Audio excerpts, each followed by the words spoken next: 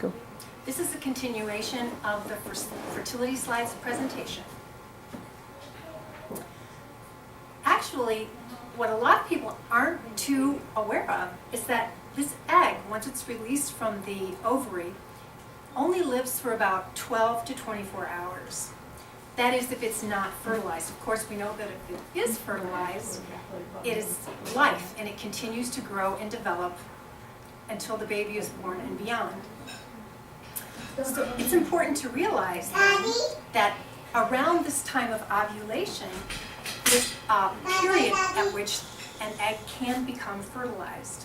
And what is critical to this fertilization period is the mucus that exists inside of the woman's vagina and cervix. That's very, very critical because that mucus actually helps the sperm to survive. The sperm cannot live without that mucus. Actually, without the mucus, the sperm would die within a very few hours. However, with the mucus, it's amazing that the sperm can actually live between 3 and 5 days. So, in most of the menstrual cycle, the sperm cells are deposited, when the sperm cells are deposited into the vagina, those sperm cells will die immediately because of the acidic environment of the mucus in there. However, the type of cervical mucus that is secreted during the fertile phase protects the sperm and actually helps to guide them to enter the cervix, where they could live for the 3 to 5 days waiting for the egg to be ovulated. So, we can say that fertility, the power to bring new life, depends on 3 things: the egg, the sperm, and the mucus. Now, most people realize that the egg and the sperm cells are needed for new life, but not as many people realize how critical the mucus is. It's a very powerful presence, and without it, the egg and sperm cannot survive. So God made mucus to be very efficient and effective. Even if sperm come in contact with mucus on the outside of the woman's body, because that cervical mucus does come to the outside, those sperm can actually swim up to the egg and fertilize it. So it's amazing. So actually a pregnancy can occur even without going all the way. Yeah, and you're right, Erin, a lot of people do not realize that, but that is a critical factor. You think a lot of young people, even a lot of people who are older will think, well, I can't get pregnant because, we didn't go all the way. Well, going all the way is not necessary because of the wonderful ability of this mucus to actually draw the sperm in and propel it up through the vagina and the cervix and for fertilization of that egg. So yeah, that was a realization for me too when I first learned that. Okay, well, this is so much. We've thrown so much at you. And you think, how can we possibly remember all that there is to being a girl, to being a woman, and how can I remember everything about my fertility? It's so much, and you're right, it is. Luckily, you know what? Nature tends to really exhibit itself in a number of ways, and we know that nature is cyclical, just like a woman's cycle goes in certain periods with certain days. So one way that you can really help yourself to remember about your fertility is by using this very simple schematic of fertility related to the seasons. So we want to start here with the autumn. Okay, this is when your body you're actually experiencing, right, your menstrual flow. Because what's happening then is your body realizes that no pregnancy is going to take place. There's no fertilized egg to implant itself in the uterus. And so what happens is, just like the trees in the fall will lose their leaves, will slough off their leaves, your body also sloughs off that very rich nutrient lining, okay, which appears to you as blood, but it's much more than blood. It's very, very nutritious lining. It sheds it off, okay? And then after it sheds, right, you're going to move into the winter period. Well, the winter period are you think of the winter, you think of it being dry and kind of lifeless, still, and that's exactly what the next phase, what we would call your dry days, will be. You will not see any mucus at the opening of your vagina. You will feel very dry, and you're going to be kind of in a we can say a bit of a lull. You're not going to have a lot of this high hormonal fluctuation during those days. It's going to be a period where you're just going to be kind of at an even keel, let's say. Nothing is happening inside your body that you can actually see, but just like in the wintertime, we may not see a lot going on, but you know as well as I do that underneath the ground in the wintertime, all kinds of really wonderful things are happening. Bulbs are getting ready to spring up in the springtime. Seeds are, in a way, naturally keeping their own time, looking forward to the day when they will be able to push their way up through the soil and become and grow as plants again. And the same kinds of things are happening in a woman's body.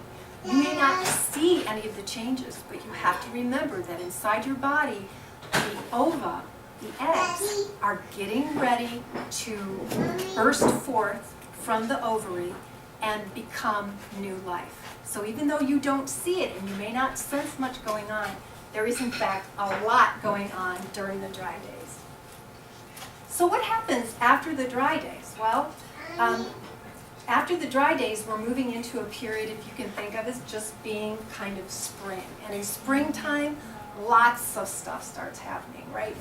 All the buds start coming out in the trees, and there's kind of a lot of fresh new happenings. You may notice the soil kind of breaking up and becoming loose. And there's a bunch of smells that we become really used to smelling in the spring. So we get the hint at the beginning of spring that there's kind of a lot of stuff going on. And that's how it is during the mucus days of your cycle. We would call this our springtime. And during the springtime, what's happening is your body is actually starting to get ready for new life to begin. So what do you notice in the springtime? Well, we always say April showers bring May flowers. So you're going to notice moisture. Nothing can grow without water. And so you would think of that in terms of your own body. You would start seeing that mucus being produced again. And you would know that, wow, my body is starting to kick into gear to prepare itself for new life. And in the springtime, the temperatures, just like in the winter, we have very low temperatures. In the springtime, we start to see the temperatures go up. And it's the same situation with a woman's body. She will notice if she were to take her temperature, and as a matter of fact, this is one of the very key aspects of natural family planning, is monitoring your temperature. Because a woman's body temperature will rise slightly during the mucus days. And that's another way that the woman will realize that her body is getting ready to conceive. So you know how in the springtime there's usually just this one day, maybe one day you'll walk out and there'll just be buds. But the next day you'll walk out and you'll look around and you'll see blossoms, and all of a sudden there's just beautiful flowers everywhere, and the smells are so fragrant.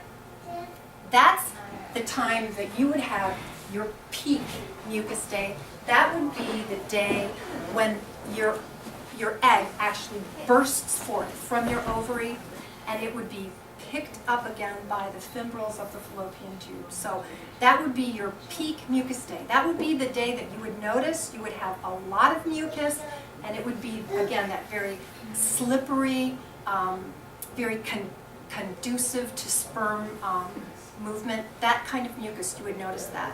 And then after that, the next day, it will be gone.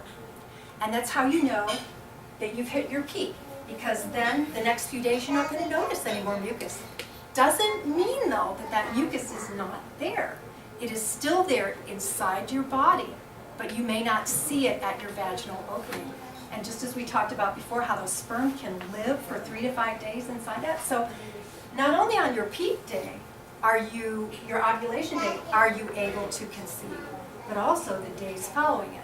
So you need to remember that it's not just at one certain point that you can conceive during your cycle, not just on the ovulation day, but actually on several days afterwards.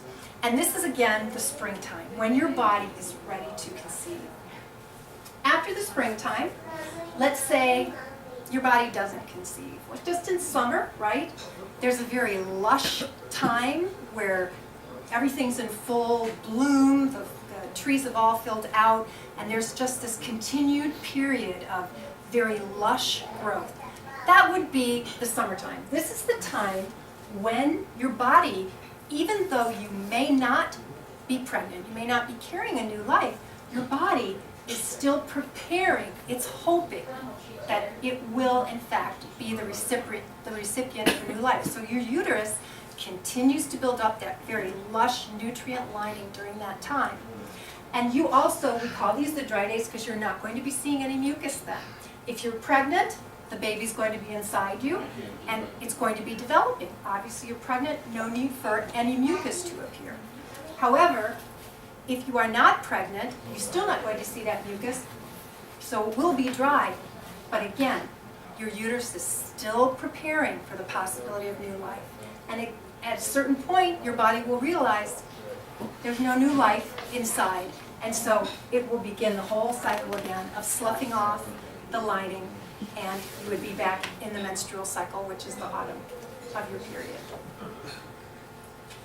So, human fertility means that every man is a potential father and every woman is a potential mother. Fertility is the combined sexual power of two persons of the opposite sex to give life to a new human being. This is a tremendous power that God allows us to share in, to give life to a new child. And this new child is an image of God, equal in value to us. And there's who will live for, that child will live for all eternity. So it's second only to the gift of life that God has given us. So, you and every other human being began life when a sperm cell, over there, and an egg cell joined in your mother. This right here is your first baby picture. When this awesome event took place in your mother's fallopian tube, the two cells, each with 23 chromosomes, united to become a human person with 46 chromosomes and a living human being. This is the beginning of life, and every human being begins life this way. You're not just a potential human being, but you're a human being with great potential who will live for all eternity.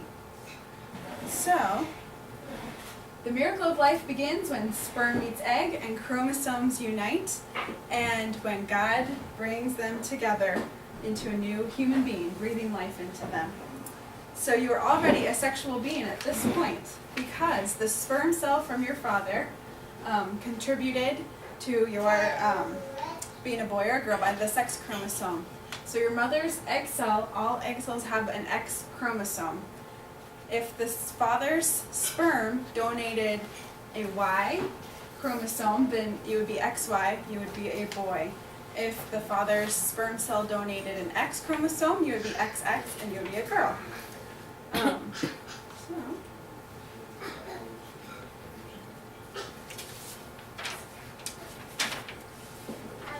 Okay, so following then on what Erin was talking about, and if we consider looking back at that cycle that we had gone through with autumn, winter, spring, and summer, we need to remind ourselves that when the egg bursts forth from the ovary, that is a very, very critical time because, as we had discussed earlier, this structure here, which is known as the fallopian tube, has some very small, you can call them fingers if you want to, although we call them fimbria, that's the proper name for them. What they do is miraculously, just like fingers, they go ahead and they actually, very gently, pick up the egg. So unbelievable because it's so small, it's microscopic. But how gentle and how good nature is to be able to take such tender care of that small egg. Now remember, this egg, once it's picked up in the fallopian tube, has a very short period of time to survive if it is not fertilized, only 12 to 24 hours. And so, if the sperm are present anywhere within the reproductive system of the woman at this time, there is an excellent chance that she will in fact become pregnant. remember, of course, that the sperm are coming up through the vagina, through the cervix, into the uterus, and they will travel all the way up. And they can encounter the egg at any one of a number of locations. It doesn't mean that the egg must be inside the uterus in order for a pregnancy to occur. In fact, pregnancy, the sperm can swim all the way through the fallopian tube. If you see here, this is an egg being fertilized right at the very, very inside of the fallopian tube. And so it's so important to remember how great nature is, how good God is, that He makes the female body and the male body so wonderfully open to producing life. And remember, when you were a baby, like Erin showed you your first baby picture, that's how you started. You started as a small egg inside your mother's fallopian tube, and your father's sperm swam through the fallopian tube where, we don't know exactly, but somewhere along this path, your father's sperm united with your mother's egg and came together to actually make you who you are. And sometimes it can be confusing, depending upon whether you look at or whether you read things that say, well, when is that actually a human being? Is it when the sperm and egg unite? Is it later when the egg starts to grow? How do we know? Well, we know because at the moment of conception, when the sperm meets the egg, everything that makes you you, all of your DNA is there. We talked about the chromosomes. Everything was set to make you the complete, perfect individual that you are right now. The only difference is you're bigger. That's all. You've grown more. So that's critical to remember, and I would just beg each one of you and ask each one of you to really internalize that life begins at the very moment that that sperm meets the egg.